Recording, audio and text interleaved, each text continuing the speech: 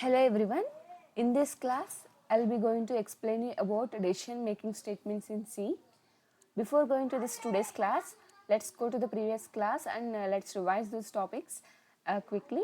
So in the last class, we have discussed about operators in C. We have different operators in C. So firstly, arithmetic operator. In this arithmetic operator, we have to remember the 2 points. One is the difference between this division operator and modulus operator. So when you use this division operator between two values, it gives the quotient. When you use this modulus operator, it gives the remainder.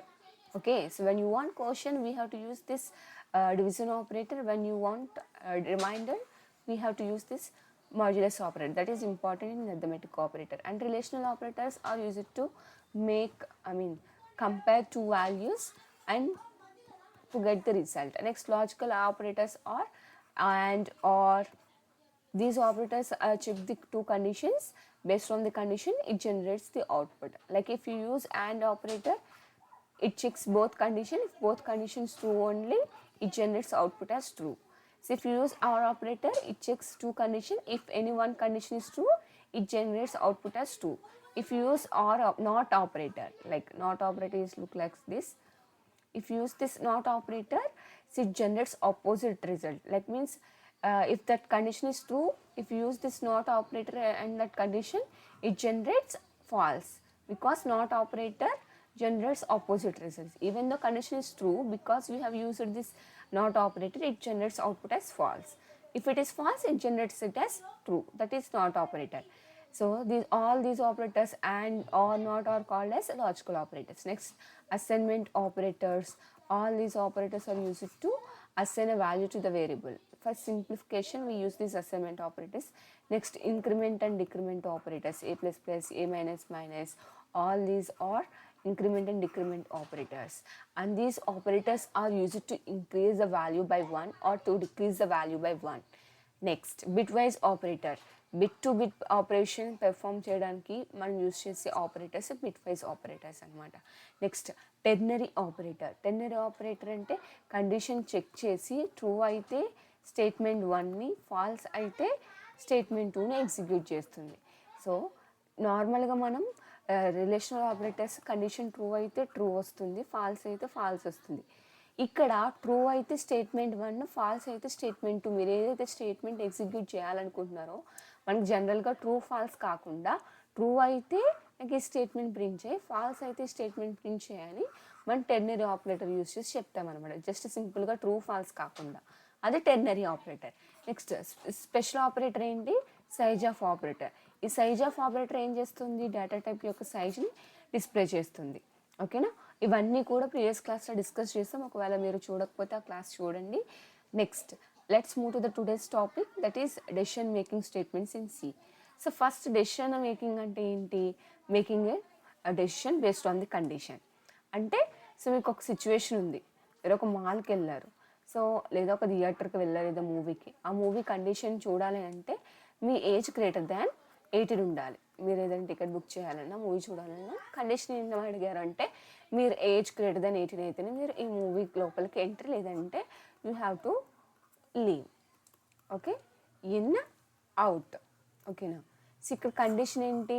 వాళ్ళు మీకు ఇచ్చిన condition ఏంటంటే మీ age greater than 18 ఉండాలన్నారు. If me age greater than ఉంటే entry or else leave. ఓకేనా? So ఇక్కడ మీరు ఏం చేస్తున్నారు? ఒక డెసిషన్ అనేది తీసుకుంటున్నారు. దేన్ని బేస్ చేసుకుని? మీ ఏజ్ని బేస్ చేసుకుని. ఆ ఏజ్ ఇక్కడ కండిషన్ అనమాట. ఆ కండిషన్ బేస్ చేసుకుని లోపలిక బయటకు అనేది డిసైడ్ అవుతున్నారు. ఓకేనా? సో ఇలాంటి సిచ్యువేషన్స్లో మనం డెసిషన్ తీసుకుంటాం. సో ఇలానే సి ప్రోగ్రాంలో డెసిషన్ మేకింగ్ స్టేట్మెంట్స్ యూజ్ చేసి మనం ఆ డెసిషన్స్ అనేవి డిసైడ్ చేయొచ్చు అనమాట. ఓకేనా? Based on the conditions we can make decisions using decision making statements in C. So అలా మనకి 5 types of statements ఉన్నాయి. if else, else if, nested if, switch case. ఇవన్నీ కూడా decision making statements. Decision base చేసుకుని, decision అనేది decide అవుతుంది అనమాట based on the condition base చేసుకుని డెసిషన్ అనేది డిసైడ్ అవుతాయి ఈ 5 స్టేట్మెంట్స్ కూడా. సో ఈ క్లాస్లో మనం ఇఫ్ గురించి ఇఫ్ ఎల్స్ గురించి డిస్కస్ చేద్దాం. నెక్స్ట్ క్లాస్లో రిమైనింగ్ స్టేట్మెంట్స్ని ఎక్స్ప్లెయిన్ చేస్తాను. So first, so decision making statements అంటే ఏంటి? డెసిషన్ తీసుకోవడం కోసం యూస్ చేసేవి. ఈ స్టేట్మెంట్స్ యూస్ చేసి మనం ఒక డెసిషన్ తీసుకుంటాం. ఇవి ఎలా తీసుకుంటాయి అంటే decision based on the condition base చేసుకుని ఇవైతే డెసిషన్ అనేది డిసైడ్ అవుతాయి. సో అందులో ఫస్ట్ వన్ ఏంటి? If statement. ఇఫ్ స్టేట్మెంట్ ఏంటి? కండిషన్ ట్రూ అయితేనే ఆ డెసిషన్ తీసుకుంటుంది, ఫాల్స్ అయితే ఏ డెసిషన్ తీసుకోదనమాట. అంటే మీరు ఏజ్ గ్రేటర్ దాన్ 18 ఉంటేనే ఎంట్రీ ఉంటుంది, లేదంటే నీకు అవుట్పుట్ ఏం ఎలిజిబిలిటీ ఉండదు అన్నట్టు. ఏజ్ గ్రేటర్ దాన్ 18 ఉంటేనే మీకు రెస్పాండ్ అవుతుంది, లేదంటే లేదు. ఓకేనా? సో అది ఇఫ్ స్టేట్మెంట్. ఒకవేళ నా ఏజ్ గ్రేటర్ దాన్ లేదు అనుకోండి, సపోజ్ నా ఏజ్ 17 ఉంది అనుకోండి, అప్పుడు ఎలా? అవుట్పుట్ ఏం రాదనమాట ఈ సిచ్యువేషన్లో. ఓన్లీ ఇఫ్ బ్లాక్ యూజ్ చేయడం వల్ల ఏంటంటే ఆ కండిషన్ ట్రూ అయితేనే మనకు రెస్పాండ్ అవుతుంది, ఫాల్స్ అయితే మనకి ఎలాంటి అవుట్పుట్ని జనరేట్ చేయదు. ఇక్కడ మనకి ప్రాబ్లం ఏమవుతుందంటే అది మనం ఎలిజిబిలిటీ ఉందా లేదా అనేది మనకు తెలియదు కదా. ఒకవేళ మనం ఏజ్ గ్రేటర్ దాన్ 18 ఉంటే అలౌ చేస్తున్నారు, ఎందుకు అలౌ చేయట్లేదు మనకి అనేది రీజన్ తెలియదు. సో సెకండ్ స్టేట్మెంట్ ఏంటి అంటే ఇఫ్ ఎల్స్ అనమాట. ఇఫ్ ఎల్స్లో ఏమవుతుంది అంటే కండిషన్ ట్రూ అయితే ఎలిజిబుల్ అని చెప్తుంది, ఫాల్స్ అయితే ఏమవుతుంది? ఎల్స్ బ్లాక్ అనేది ఎగ్జిక్యూట్ అవుతుంది. అంటే sorry you are not eligible అని మనకు ఒక స్టేట్మెంట్ అనేది ప్రింట్ చేస్తుంది. ఓకేనా? సో ఇప్పుడు మన మాల్లో కూడా ఏజ్ గ్రేటర్ దెన్ 18 ఉన్న వాళ్ళు ఎలో చేస్తున్నారు, మనల్ని ఎందుకు ఎలో చేయట్లేదు అనేది రీజన్ చెప్పకపోతే మనకు కూడా అర్థం కాదు కదా, వై వీఆర్ అవుట్ అనేది. ఓకేనా? సో ఓన్లీ ఇఫ్ యూజ్ చేయడం వల్ల ట్రూ అయితే ఎలో చేస్తారు, కానీ ఒకవేళ మనది ఎలిజిబిలిటీ లేకపోతే మనకు రెస్పాండ్ అవ్వరు అనమాట, ఓన్లీ ఇఫ్ వాడడం వల్ల. ఓకేనా? అది ఇఫ్ ఎల్స్ వాడడం వల్ల ఏమవుతుంది? ట్రూ అయితే ఇన్ అని, ఎలిజిబిలిటీ లేకపోతే లీవ్ అని మనకు ఒక స్టేట్మెంట్ అనేది అక్కడ ఉన్న వాళ్ళ రెస్పాండ్ అవుతారు. సేమ్ అలానే ఇక్కడ సి ప్రోగ్రాంలో కండిషన్ ట్రూ అయితే ఇఫ్ బ్లాక్ ఎగ్జిక్యూట్ అవుతుంది, కండిషన్ ఫాల్స్ అయితే ఎల్స్ బ్లాక్ ఎగ్జిక్యూట్ అవుతుంది అనమాట. ఓకేనా? సో ఈ రెండింటి మీద మనకు సి ప్రోగ్రాంలో సి ప్రోగ్రామ్ యూజ్ చేసి మనం ఒక ప్రాబ్లమ్ అయితే సాల్వ్ చేద్దాం. సేమ్ ఇలానే ఎలిజిబిలిటీ ఏజ్ గ్రేటర్ దెన్ 18 కాదా అని చెక్ చేద్దాం. ఓకేనా? ఒక 2 ప్రోగ్రామ్స్. ఇంకొక సిచ్యువేషన్ ఏంటి? Even or odd. ఇది ఎప్పుడైనా మీద నెంబర్ ఈవెన్ ఆర్డర్ చెక్ చేయాలంటే ఏం చేస్తాము? ఆ నెంబర్ 2తో డివైడ్ అయినప్పుడు రిమైండర్ 0 వస్తే, ఏదైనా నెంబర్ 2తో డివైడ్ అయినప్పుడు రిమైండర్ 0 వస్తే అది ఈవెన్ నెంబర్ అని. ఓకేనా? ఒకవేళ ఆ నెంబర్ 2తో డివైడ్ అవ్వకపోతే, రిమైండర్ 0 రాకపోతే ఆ నెంబర్ని ఏమంటాం? ఆడ్ నెంబర్ అంటాం. ఓకేనా? అంటే ఇక్కడ కండిషన్ ఏంటి? రిమైండర్ 0 అయితే ఈవెన్, లేకపోతే ఆడ్. 2 సిచ్యువేషన్స్ ఉన్నాయి. ట్రూ అయితే ఏంటో తెలుసు, కండిషన్ ట్రూ అయితే ఏంటి, ఒకవేళ కాకపోతే ఏంటి. ఇలాంటి కేసులో మనం ఇఫ్ ఎల్స్ వాడతామన్నమాట. ఓకేనా? ఓన్లీ ఒక డెసిషన్ తీసుకోవడానికి, డెసిషన్ రాంగ్ అయితే చెప్పకపోవడానికి మనం ఇఫ్ వాడతాం. ట్రూ అయితే ఏంటి, ఫాల్స్ అయితే ఏంటి, అలాంటి సిచ్యువేషన్స్లో ఇఫ్ ఎల్స్ వాడతాం అనమాట. ఇక్కడ ఏంటి, ఒక కండిషన్ చెక్ చేసి ట్రూ ఆ ఫాల్స్ అనేది డిసైడ్ అవుతున్నాం ఈ ఇఫ్ ఎల్స్ బ్లాక్లో. ఓకేనా? సో ఇవి ప్రోగ్రామ్స్ మనం ఈ ఇఫ్ ఎల్స్ యూస్ చేసి రాద్దాం, సో దట్ మీకు ఇంకా క్లియర్గా అర్థమవుతుంది. ఓకేనా?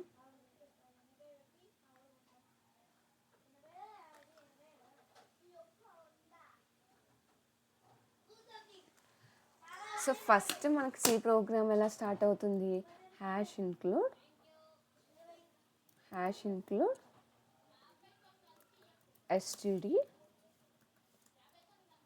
stdio.h. ఓకే, ఈ హెడర్ ఫైల్తో స్టార్ట్ అవుతుంది. నెక్స్ట్ ఇంట్ main is the starting point of the code. Next ఇప్పుడు మనం ప్రోగ్రామ్ దేని గురించి రాద్దాం అనుకుంటున్నాం? If and if else. First if రాద్దాం. సో ఫస్ట్ ఇఫ్ సింటాక్స్ ఏంటి? సింటాక్స్ తెలియాలి. Syntax for if statement. ఒక డెసిషన్ మేకింగ్ స్టేట్మెంట్ రాయడానికి మనం ఈ సింటాక్స్ గుర్తుపెట్టుకోవాలి. ఈ సింటాక్స్ తెలిస్తే మనం ప్రోగ్రామ్ రాయడం ఈజీ. ఇఫ్ కండిషన్ ఏంటి? Age greater than or equal to 18. నేను ఏజ్ ఈక్వల్ టు 18 ఉన్నా కూడా ఎలిజిబుల్ అని రాస్తున్నాను. ఓకేనా. సో ఇఫ్ కండిషన్, ఇక్కడ కండిషన్లో ఏం రాసాను నేను, age greater than or equal to 18. అయితే ఏంటి, బ్లాక్ మీరు ఏదైతే చెప్పాలనుకుంటున్నారో ఆ స్టేట్మెంట్ని మనం ఈ curly braces open and close బ్రాకెట్లో రాయాలి ఈ కండిషన్ లోపల. ఓకేనా. ఈ బ్లాక్ ఇందులో రాసిన స్టేట్మెంట్, ఈ బ్లాక్లో రాసిన స్టేట్మెంట్ ఎప్పుడు ఎగ్జిక్యూట్ అవుతుందంటే ఈ కండిషన్ ట్రూ అయినప్పుడు. సో ఇప్పుడు నేను ఏం చేద్దాం అనుకుంటున్నాను అంటే, ఒకవేళ కస్టమర్స్ ఏజ్ గ్రేటర్ దాన్ 18 ఉంటే congrats you are eligible to watch this movie అని చెప్దాం అనుకుంటున్నాను. ఓకేనా. సో ఇప్పుడు వాళ్ళ ఏజ్ గ్రేటర్ దాన్ 18 ఉన్నప్పుడు. ఓకే. సో ఇప్పుడు ఏజ్ అనేది స్టోర్ చేస్తున్నాను నేను, ఏజ్ గ్రేటర్ దాన్ 18 అని చెప్తున్నాను. ఏజ్ అనేది ఎవరిస్తారు, కస్టమర్స్ చెప్పాలి, కస్టమర్స్ నుంచి నేను తీసుకోవాలి. ఓకేనా. సో ఇక్కడ స్కాన్ఎఫ్ అనే ఫంక్షన్ వస్తుంది, మనం ఆల్రెడీ డిస్కస్ చేసాం. ప్రింట్ఎఫ్ స్కాన్ఎఫ్, యూజర్ నుంచి ఇన్పుట్ తీసుకోవాలి అంటే, కస్టమర్ నుంచి ఇన్పుట్ తీసుకోవాలి అంటే నేను స్కాన్ఎఫ్ వాడాలి. స్కాన్ఎఫ్ నేను తీసుకునే వాల్యూ ఏంటి, నెంబర్. అదే number integer. So integer type number తీసుకోవాలి అంటే ఏ ఫార్మాట్ స్పెసిఫైర్ వాడాలి, %LD. సో నేను తీసుకున్న నెంబర్ నేను ఒక ప్లేస్లో స్టోర్ చేయాలి, దాని యొక్క అడ్రస్ని స్పెసిఫై చేయాలి. స్టోర్ చేయడానికి నేను ఏమైనా స్టోరేజ్ బాక్స్ క్రియేట్ చేశానా, లేదు. సో నేను ఒక స్టోరేజ్ బాక్స్ ఏజ్ అనే వేరియబుల్ని క్రియేట్ చేసి అందులో యూజర్ ఎంటర్ చేసిన వాల్యూని స్టోర్ చేస్తాను అనమాట. ఓకేనా. సో ఇప్పుడు నేను ఇంట్ ఏజ్ని డిక్లేర్ చేశాను, ఎందుకు, యూజర్ ఎంటర్ చేసిన ఏజ్ని స్టోర్ చేయడం కోసం. సో యూజర్ స్కాన్ఎఫ్ యూజ్ చేసి ఎంటర్ చేస్తే ఈ పర్టికులర్ లొకేషన్లో స్టోర్ అవుతుంది అనమాట. ఓకేనా. సో ఫస్ట్ దానికంటే ముందు నేను యూజర్ని అడగాలి కదా, యూజర్ నుంచి డైరెక్ట్గా తీసుకుంటున్నాను. సో మీకు డిఫరెన్స్ తెలియాలి. సో నేను రన్ చేసి చూస్తాను, అప్పుడు మీకు క్లియర్గా అర్థమవుతుంది. సో ఇక్కడ నాకు అవుట్పుట్ ఏం రావట్లేదు, కర్సర్ వెయిట్ చేస్తుంది, బ్లింక్ అవుతుంది, ఎందుకు, అది ఎక్స్పెక్ట్ చేస్తుంది ప్రోగ్రామింగ్. ఓకేనా. Congrats you are eligible to wait. నువ్వు లైన్లో నించున్నావు, వాళ్ళు ఏం చెప్పట్లేదు, నువ్వేం చెప్పట్లేదు. సో కస్టమర్స్ ఏదైనా చెప్పాలి అంటే ఫస్ట్ మీరు క్వశ్చన్ అడిగితే, ఏం కావాలని మీరు క్వశ్చన్ అడగాలి కదా, మీ ఏజ్ ఎంత అని అడగాలి కదా. సో అలా అడిగితే వాళ్ళు రెస్పాండ్ అవుతారు. ఇక్కడ నేను ఏం చెప్పట్లేదు, డైరెక్ట్గా అలా నించుని చూస్తున్నా. సో వాళ్ళకి ఏం అర్థమవుతుంది, అర్థం కాదు కదా. అలానే ఇక్కడ నేను ప్రింట్ఎఫ్ స్టేట్మెంట్ రాయకుండా రన్ చేయడం వల్ల ఏమవుతుంది, కర్సర్ అలానే వెయిట్ చేస్తుంది. సో ఓకే నేను ఏజ్ చెప్పాలి కదా అని ఏజ్ ఎంటర్ చేశాను, ప్రింట్ అయ్యింది. ఒకవేళ నేను ఏజ్ 17 ఎంటర్ చేశాను అనుకోండి, ఏం ప్రింట్ అవ్వలేదు. ఇక్కడ ఈ సిచ్యువేషన్లో ఏంటి, వాళ్ళు ఎవరైతే ఉన్నారో అక్కడ టీం, వాళ్ళు ఏం అడగట్లేదు నాకు, ఓకే వీళ్ళు ఏజ్ అడుగుతున్నారేమో అనుకుని రెస్పాండ్ అయ్యాను, నా ఏజ్ సాటిస్ఫై అవ్వలేదు. కానీ నా ఏజ్ సాటిస్ఫై అయిందో లేదో నాకు తెలియట్లేదు. ఓకేనా. సో ఇలాంటి సిచ్యువేషన్లో మనకి ఎల్స్ బ్లాక్ ఎగ్జిక్యూట్ అవుతుంది. దీనికంటే ముందు ఫస్ట్ నేను కస్టమర్ని అడుగుతా అనమాట, ఏజ్ తీసుకునే ముందు, ప్లీజ్ ఎంటర్ యువర్ ఏజ్, లేదా ప్లీజ్ టెల్ యువర్ ఏజ్ చెప్పండి అని వాళ్ళని అడుగుతాను. అప్పుడు వాళ్ళు ఏజ్ చెప్పగానే నేను వాళ్ళ ఏజ్ని తీసుకుని ప్రింట్ చేస్తాను అనమాట, చెప్తాను అనమాట, రెస్పాన్స్ అవుతాను. ఇప్పుడు ప్లీజ్ టెల్ యువర్ ఏజ్ అనగానే నా ఏజ్ని ఎంటర్ చేశాను. ఓకేనా.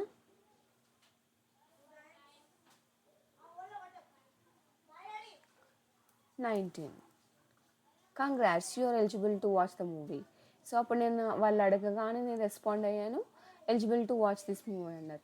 సో ఒకవేళ నా ఏజ్ 18 గ్రేటర్ దాన్ లేకపోతే ఏమవుతుంది, సపోజ్ 13 ఎంటర్ చేస్తే వాళ్ళకి ఏం రెస్పాండ్ అవ్వట్లేదు. ఎందుకంటే వాళ్ళకి ఏం చెప్పారు, వాళ్ళకి ఇచ్చిన ఆ టీమ్ ఏజ్ గ్రేటర్ దాన్ 18 ఉంటే ఎలిజిబుల్ టు మూవీ అని చెప్పండి అని చెప్పారు. కాకపోతే ఏం చేయాలో వాళ్ళకి ఆ టాస్క్ చెప్పలేదు కదా.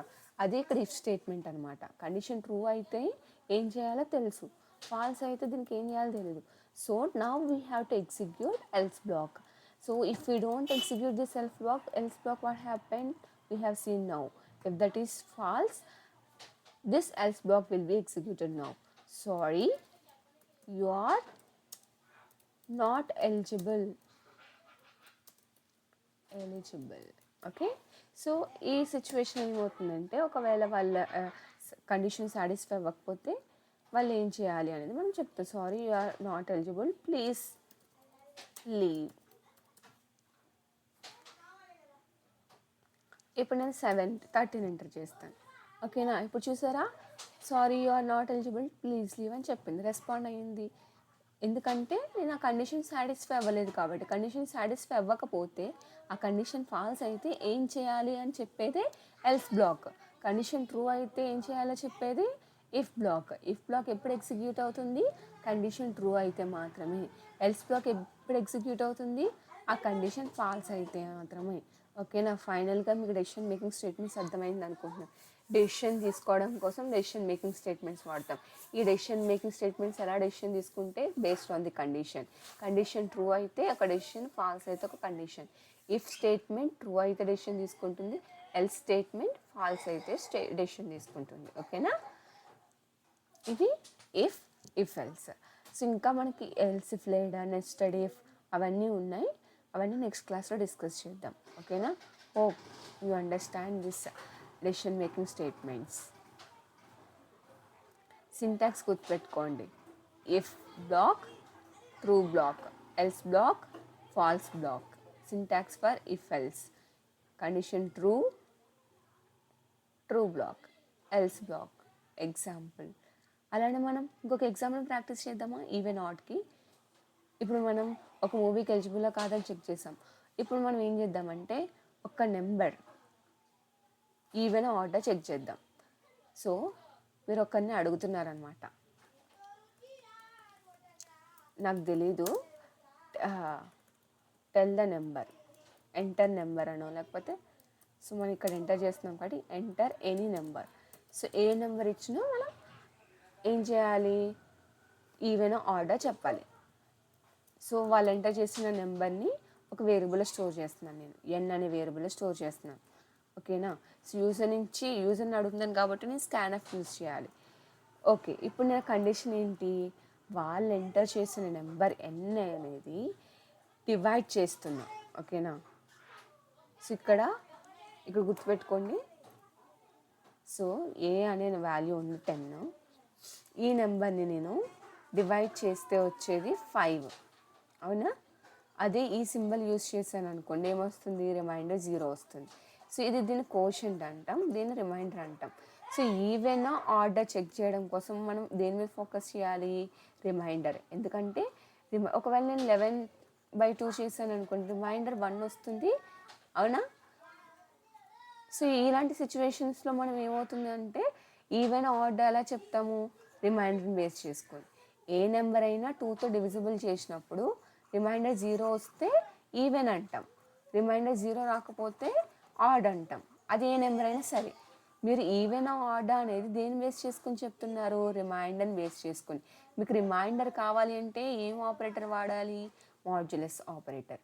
ఏ నెంబర్నైనా మాడ్యులస్ ఆపరేటర్తో డివైడ్ చేసినప్పుడు, ఏ నెంబర్ అయినా సరే, ఎన్ అనే నెంబర్ మాడ్యులస్ ఆపరేటర్ యూజ్ చేసి డివైడెడ్ బై 2 అండ్ %2 చేసినప్పుడు మనకు రిమైండర్ వస్తుంది. ఆ remainder is equal to, compare చేస్తున్నాం, ఇది జనరేట్ చేసిన వాల్యూ ఈ 0కి ఈక్వల్ అయితే దాని మీనింగ్ ఏంటి, అది ఈవెన్ అని.